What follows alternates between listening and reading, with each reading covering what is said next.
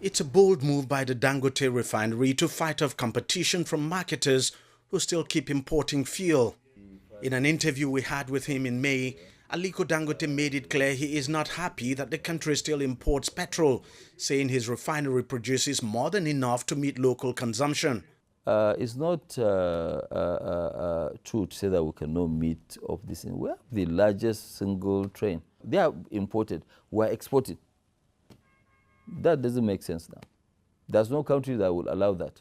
And I can tell you for nothing, Nigeria does not consume more than 33 million liters a day of gasoline. We are those like carrying the extra stock of Nigeria.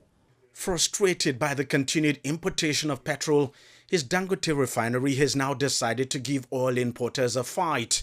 Beginning from August 15th, the refinery will begin direct distribution of petroleum products to filling stations, industrial facilities and other high-volume consumers. Dealers can also get supply on credit. The refinery is deploying 4,000 CNG trucks for national distribution. Analysts say the initiative could be a game-changer in the country's downstream oil sector by cutting logistics cost. So with Dangote trying to cut middlemen and save on the overall cost of transportation and logistics, it can then, as they become more efficient, it can become more profitable, and they can then pass on some of that profit to consumers instead of you having a third parties who make it expensive or more expensive. Anywhere from around 30% or 25-30% is what the middlemen add. So if you take those out, it then means that some of the savings can then be passed on to consumers.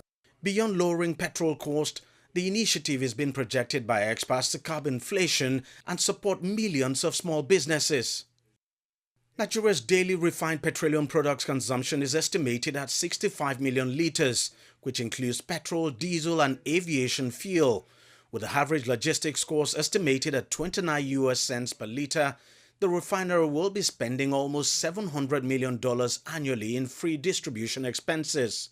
So I'm struggling to see how it's going to be sustainable over a long period of time to absorb the transportation cost, unless they treat it as a capex item and then allow whoever the partners are in terms of the transportation to pay that cost. And beyond the huge cost the Dangote refinery will be absorbing, there are concerns that the strategy could turn Dangote refinery into a monopoly in the industry and later allow it to dictate prices.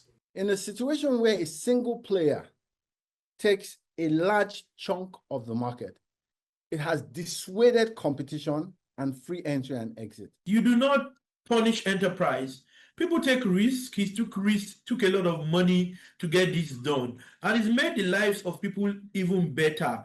It would have been worse if we had to import and there was also now no more subsidy. It would be more expensive.